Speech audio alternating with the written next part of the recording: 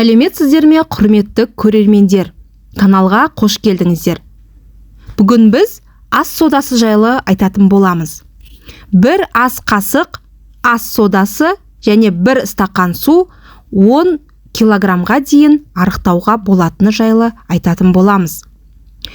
Мамандар ас содасының көмегімен 3 күнде 10 келі салмақ тастауға көмектесетін диетаны ойлап тапты. Соңғы уақытта диетаның түрі өте көп, таңдау да жетерлік. Алайда жылдар бойы жиналған денедегі артық майды бір сілкіп тастап жоя салу мүмкін емес. Сондықтан да мамандар бұл тұрғыда көптеген зерттеулер жүргізіп, ас содасымен 3 күнде 10 келіге дейін салмақ тастауға болады деген шешімге келген. Әрине, бұлайша семіздіктен арылу қисынға сыймайды. Дегенмен қыз келіншектер әдемілік үшін, сымбатының сымдай тартылуы үшін ағзаға зиянды дәрілерді де ішіп жүргені белгілі. Ал ас содасы химиялық қоспаға бай, адам денсаулығына кері әсерін тигізетін дәрілерге қарағанда әлде қайда пайдалы деуге болады. Оның үстіне ас содасымен тез салмақ тастауға болатыны шындық. Ас содасы өте пайдалы химиялық құрамы бар тұз. Ол сумен араласқаннан кейін реакцияға түсіп, майларды ерітуге кіріседі. Алайда ас содасын белгілі мөлшерден асырып пайдалану адам өміріне өте қауіпті. Сондықтан да мөлшермен ғана пайдаланған дұрыс. Ас содасын асыра салсаңыз, мынадай жағдайларға тап болуыңыз мүмкін. Жүрек айну, лоқсу, бас айналу, бас ауруы, мазасыздану. Ал ең қауіптісі іш ауруы.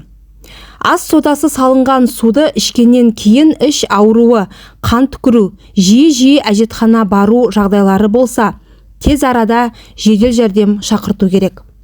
Ал ас содасымен арықтауға тоқталмас бұрын қауіптілігін айта кету маңызды. Өйткені мұндай қауіптің бар екенін білмейтіндер ас содасын көбірек салып ішіп, тезірек арықтауға қол жеткізгілері келеді. Алайда барлық нәрсенің өз шегі болатынын ұмытпау керек. Диетологтар ас содасымен арықтаудың ең тиімді әрі пайдалы жолын тапты.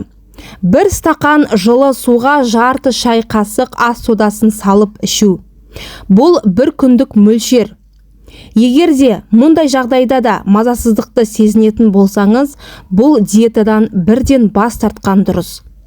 Ал асқазанның ойық жарасы, асқазан ауруы барларға мамандар ас содасын ішуге мүлде болмайтынын айтады.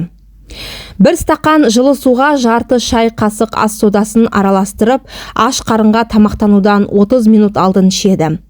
Мұндай суды тәулігіне 2 рет ішуге болады, таңертең және түскі мезгілде. Кешкі уақытта ішу ұсынылмайды. Себебі асқазан ішек жүйесінің жұмысы бұзылып, ауруға шалдықтыруы да ғажап емес. Ас содасын қабылдауды бастаған күннен бастап дұрыс тамақтануды да қолға алған дұрыс. Сонда көбірек салмақ тастап, сымбатты бола түсесіз. Ас содасымен өте тез арықтауға көмектесетін мынадай 3 диета бар. Біріншісі, алғашқы диета денсаулыққа зиянды болуы мүмкін. Дегенмен сұлулықты бірінші орынға қойып, арықтауға бел байласаңыз, бір ас қасық ас содасын бір стақан жылы сумен араластырып, тамақтанудан жарты сағат алдын аш қарынға күніне 3 рет ішесіз.